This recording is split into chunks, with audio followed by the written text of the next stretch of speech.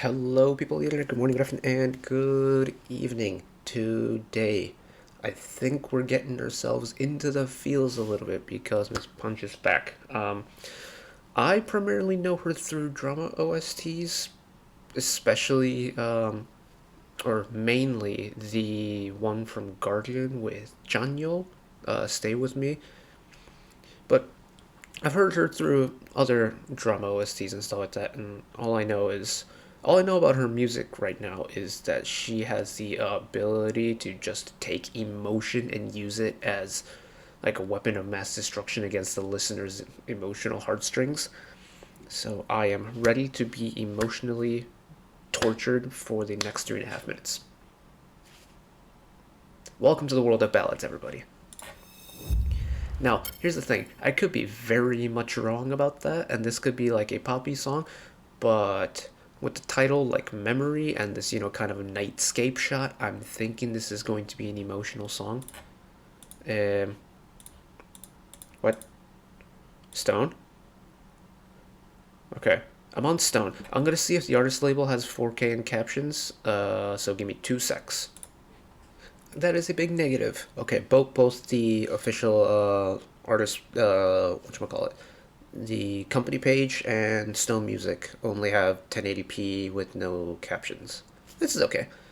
If it's a ballad, I'm gonna vibe along to the music anyways. So apparently, so I guess this song was supposed to come out way back before Itaewon happened, because this was filmed, or this would have been, the watermark was a month and a day ago. So here we go. 3, 2, 1.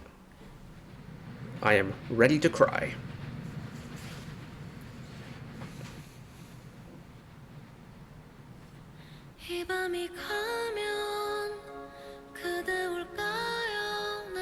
There's her vocals.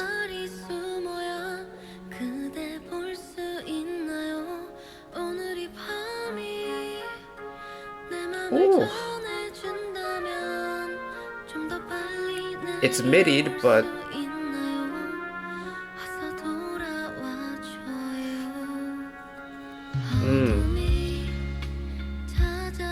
nice little lilt into the home chord there.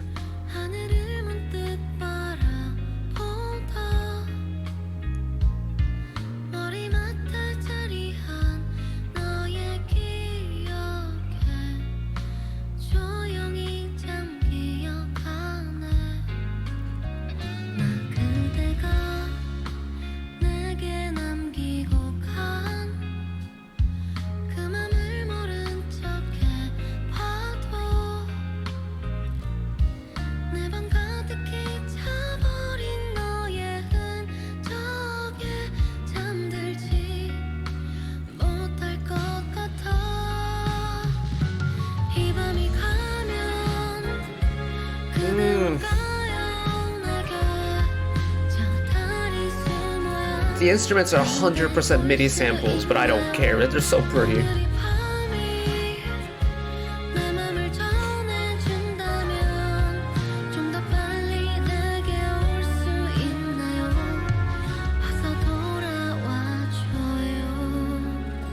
Oh,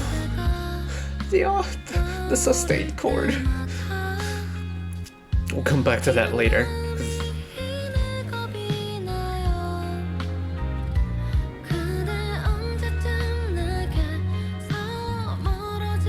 I love that you can hear the acoustic guitars like plucking sound, or the sound of the pick on the strings. That's such a nice touch.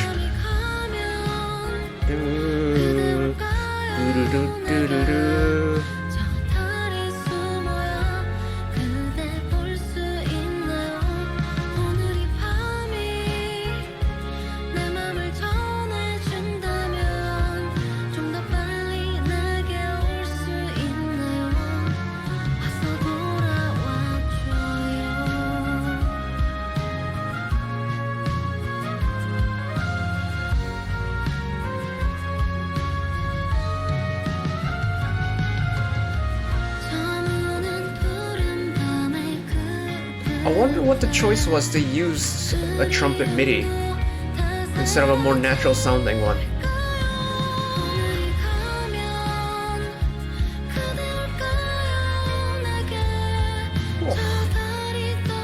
final chorus going a step higher there.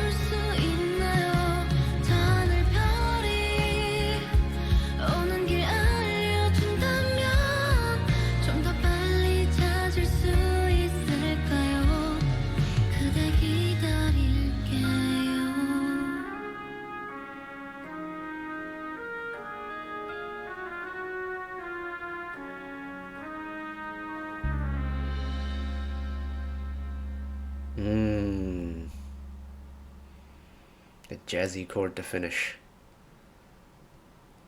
Yeah.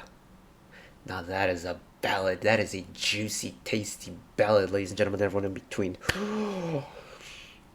Many things I love about this song, but I'm going to go back to that chorus because I'm probably not going to find it right off the first bet, but if it's in the pre-chorus, we're just going to run it because, oh.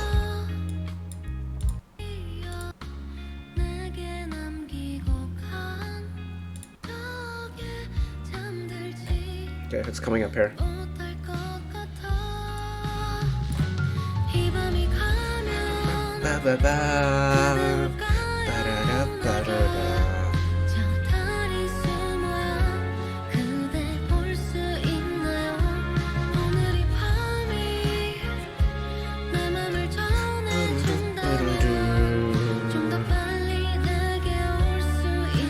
Listen to the chord sequence.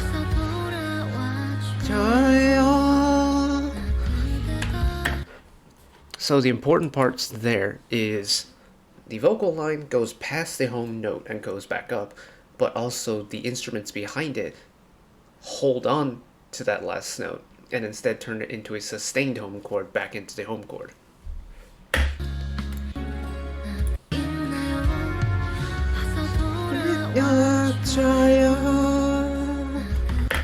So that's the vocal part, but listen to the instrumental part now.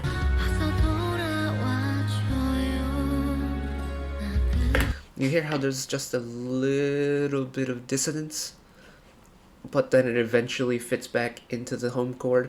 That means there's a part of a chord that's being held or musically sustained to give it a little bit more of richness and a little dramatic effect before going back into the original phrase. The sustained chord is my all-time absolute favorite chord. It's so pretty. It gives such dramatic effect to such a simple change. It's just one note in the chord that's held a step higher, and it gives it such a nice richness and just nice freshness to the chord sequence. And then the sustained major chord back into the home key is, oh man. And can we talk about, we're going back, this chorus is my favorite part of the song, hands down. It's the way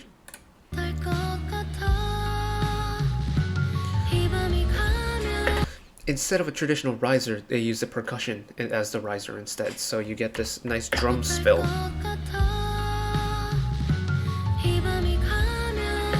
And the gradual increase of the instruments.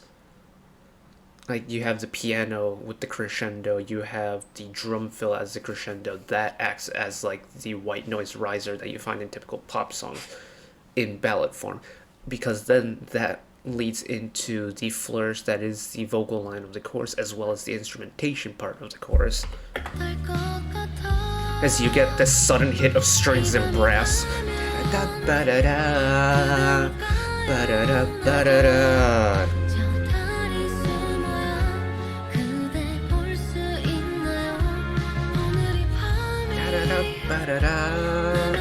And the important part about that instrumentation part below it is that the brass, the strings, and the vocals are all having different rhythmic parts and different melodies.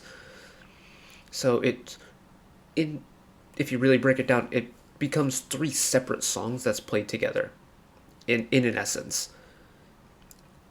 And it makes the flourish sound so majestic. Because when you typically think about a pop song and you get the instrumentation behind it, the instrumentation follows the vocal line fairly closely. This doesn't. It throws all conventions of like a pop song out the window, and it's so typical of a good ballad that just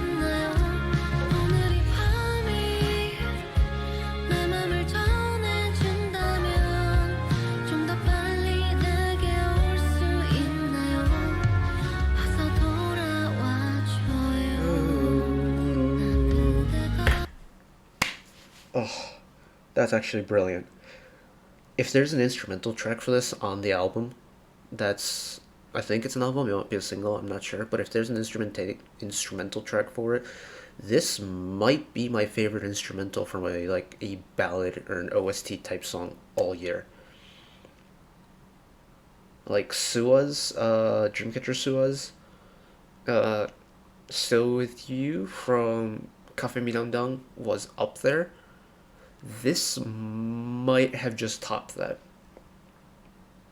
It's it's so well executed, and it's treating, especially in the chorus, it's treating the vocal and the instruments as completely separate entities, and they're doing completely separate melodies, rhythms, melodic sequences, not chord sequences because they're in the same key, but like melodic sequence, rhythm sequence, the melody as a whole is completely offset from each other. And then eventually you have the final like bar where you have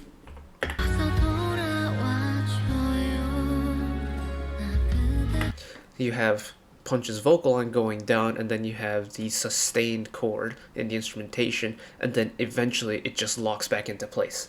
That is clever songwriting at its finest.